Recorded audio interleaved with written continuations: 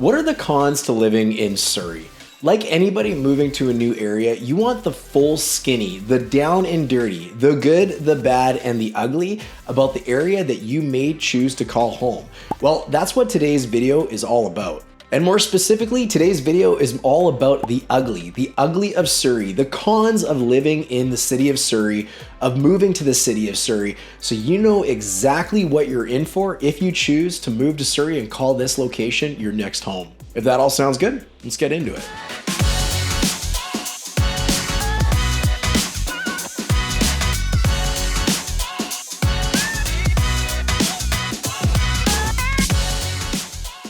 My name is Darren, a realtor in Surrey, BC, and team lead with the German group.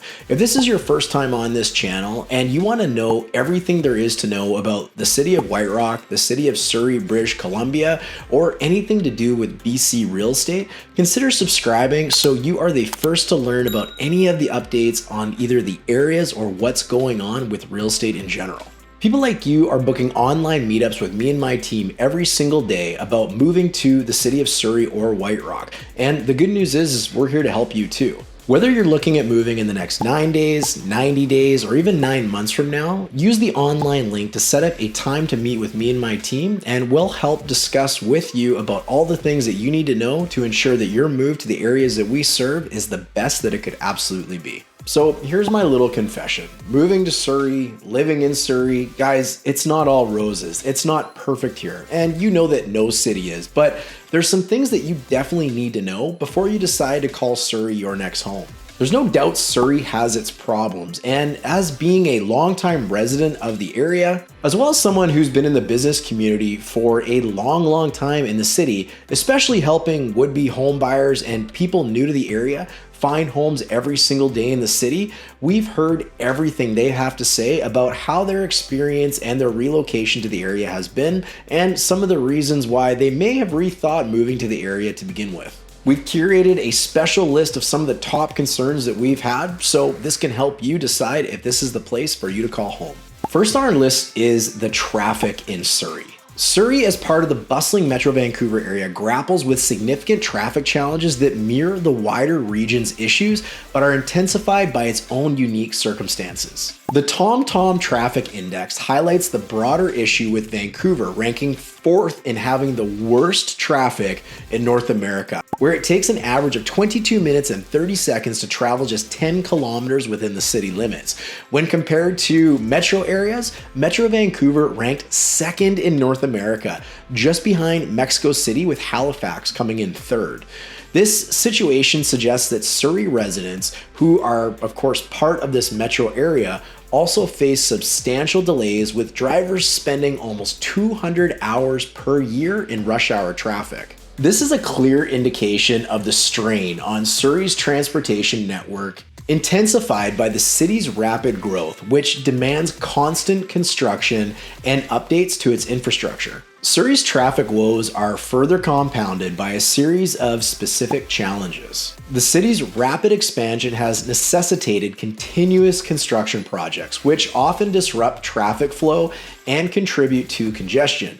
Moreover, the existing infrastructure, much of which requires updating to accommodate the growing population, struggles to keep pace with demand. Now, adding to the complexity, Surrey's connectivity to other parts of the Lower Mainland is hindered by outdated and undersized tunnels and bridges, making it particularly difficult for residents and commuters to move efficiently out of Surrey. These bottlenecks at critical points not only prolong travel times, but also underscore the pressing need for comprehensive transportation planning and investment in infrastructure upgrades to all the mounting pressure that Surrey has sitting on its shoulder, specifically its roadways. Next on our list is public transportation. Surrey residents face notable challenges when it comes to public transportation, despite the availability of options like buses and the SkyTrain's Expo line, which you can catch up in North Surrey. The distribution of these services is uneven across the city, leading to significant disparities in accessibility. For those living in less serviced areas, this imbalance means facing daily hurdles in reaching essential destinations such as work, educational institutions, or healthcare facilities efficiently. The reliance on public transport in these underserved areas can result in longer commute times, increased waiting periods for transit connections, and overall a less reliable means of transportation. The new Surrey to Langley SkyTrain is on the way, slated for completion in 2028. However, this will be just a drop in the bucket for what Surrey residents really need. Moreover, the challenge is further compounded by Surrey's rapid growth and expanding needs of its diverse population. As the city continues to develop, the demand for public transportation services that can accommodate this growth and provide comprehensive coverage across all neighborhoods becomes even more critical. The current state of public transit in Surrey highlights the necessity for strategic planning and investment in the expansion and enhancement of its services. Addressing these transportation struggles requires a concerted effort to improve the frequency, the reliability, and the reach of public transit options, ensuring that residents, regardless of where they live in Surrey, have access to convenient and efficient transportation solutions. Number 3 on our list is healthcare access, something you definitely want to pay attention to. A recent article published by 2 doctors at Surrey Memorial Hospital who are sounding the alarm about the city's healthcare crisis, emphasizing that the proposed new $2.88 billion hospital in Cloverdale won't suffice for Surrey's current, let alone future needs. In the article, Dr. Randeep Gill, who is an emergency room physician, criticized the lack of urgency from decision makers to address the strain caused by Surrey's rapid growth. The city faces unique challenges as it's the only major Canadian city where the healthcare system cannot treat the 3 leading causes of sudden death: heart attack, stroke, and trauma, leading to nearly 1,400 patient transfers annually. Surrey's healthcare disparity is evident in its underfunded services, with Surrey Memorial, the city's primary hospital, significantly lacking in beds and resources compared to what Vancouver residents might have in Vancouver. The city, which is expected to surpass Vancouver's population by 2029, has a particularly acute crisis with its maternity ward, with overcapacity and frequent diversions due to the highest birth rate in BC happening in Surrey. Dr. Megad Bakat, an obstetrician and gynecologist, expressed shock that this new hospital in Cloverdale will not include a maternity ward, stressing the ongoing crisis in accommodating patients. Despite some progress on healthcare improvements, including new cardiac labs and a future cancer center, both doctors urged immediate action to address these critical issues, especially with the provincial election approaching, hoping for a unified demand in equitable health resources in the city of Surrey. If a lot of this sounds like problems because the city is growing too fast, then you are paying attention. Next on our list is the community strains Surrey is facing due to growing too fast, which is also leading to more and more urban sprawl. Metro Vancouver is on track to hit a milestone of 3 million residents by mid-2024, with Surrey experiencing remarkable growth, which, as previously mentioned, positions it to surpass Vancouver's population by 2029. This rapid expansion underscores Surrey's transformation into a major urban center within the region. The city's substantial increase in residents reflects broader trends affecting infrastructure, housing, and public services as planners and officials grapple with the challenges of accommodating this surge. This all raises concerns about the city's ability to provide adequate services and infrastructure for its burgeoning population. This expansion brings to the forefront the need for strategic planning in housing, transportation, healthcare, and other critical services to ensure that they keep pace with the increasing demand. Think healthcare, which I mentioned before, or this park space. Think availability for community spaces and kids' sports. Think roadways to handle more traffic. There are so many layers to this problem that need to be addressed. As Surrey continues to grow, the conversation around urban development, resource allocation, and community services becomes increasingly pertinent. The city's evolution is a microcosm of the broader challenges facing rapidly expanding urban areas, highlighting the importance of sustainable growth strategies that account for the immediate and long-term need of a diversifying population.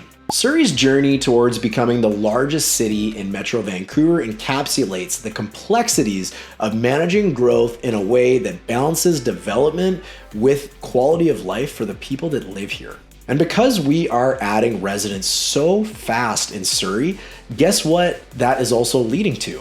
Well, you guessed it, overcrowded schools. The Surrey School District is grappling with overcrowding in its schools, a situation exacerbated by the city's rapid population growth and insufficient infrastructure to keep pace. In an effort to address this issue, the school board has just voted on a plan to stagger start and end times for some students beginning next fall to combat overcrowding in the fastest growing district's classrooms. This approach aims to increase school capacity by 10 to 15%, but comes at the cost of thousands in extra staffing pay.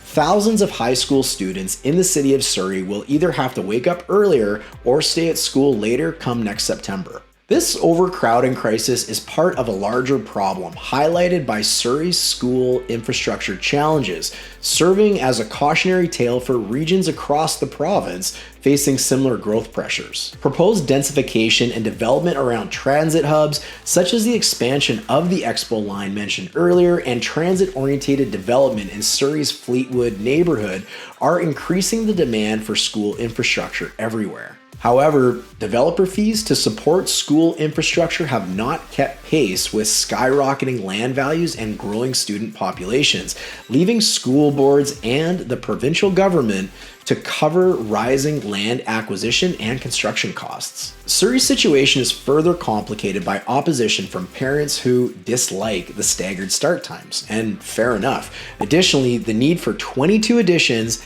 10 new schools, and various other capital projects to accommodate a projected enrollment of 91,000 students by 2030 with a total funding request of $3.17 billion underscores the gap between infrastructure needs and the available resources. These issues reflect a broader challenge of balancing densification and community infrastructure needs, particularly in fast-growing areas like Surrey. Now, if you're watching a video on Surrey, surely you have heard its reputation on crime and asked yourself whether Surrey is a safe community to live. Let's explore that a little bit now. The conflict between BC's Solicitor General Mike Farnworth and Surrey Mayor Brenda Locke over the transition to a new municipal police force is further intensified by Farnworth's announcement that the province is compelling Surrey to proceed with the 4-year-old transition process. This mandate from the provincial government comes after it determined that Surrey's plan to retain the RCMP was not viable, and the city's mayor, City of Surrey, and the province have been arguing publicly ever since, which hasn't been helpful whatsoever for the City of Surrey looking for stable policing and leadership. Farnworth's decision to enforce the transition underscored the provincial government's authority and determination to see the establishment of the Surrey Police Service, or the SPS, despite the city's resistance and ongoing kind of ridiculous legal challenges. The discussion around transitioning from the Royal Canadian Mounted Police, or the RCMP, to a new Surrey Police Service highlights the city's desire for more localized policing. Advocates for the switch argue that a municipal police force would offer greater accountability, closer community ties, and the flexibility to address Surrey-specific challenges more effectively. However, concerns regarding the cost, potential transition disruptions, and the effectiveness of a new force have sparked debate among residents and officials. This transition is significant, not only for its potential to impact policing and public safety in Surrey, but also as a model for other Canadian municipalities considering similar shifts from federal to local police services. Jumping into safety and crime in the city of Surrey, in the first quarter of 2023, which is the only currently available data from the Surrey RCMP, Surrey, British Columbia witnessed a notable decrease in both violent and property crimes according to their latest crime statistics report. Despite facing several high-profile incidents, the city saw a 14% reduction in violent crimes, including significant decreases in attempted murders, robberies, sex offenses, and assaults. Property crimes also decreased by 13%, with a substantial reduction in break-ins, vehicle thefts, and arsons, though there were increases in smaller thefts and identity theft.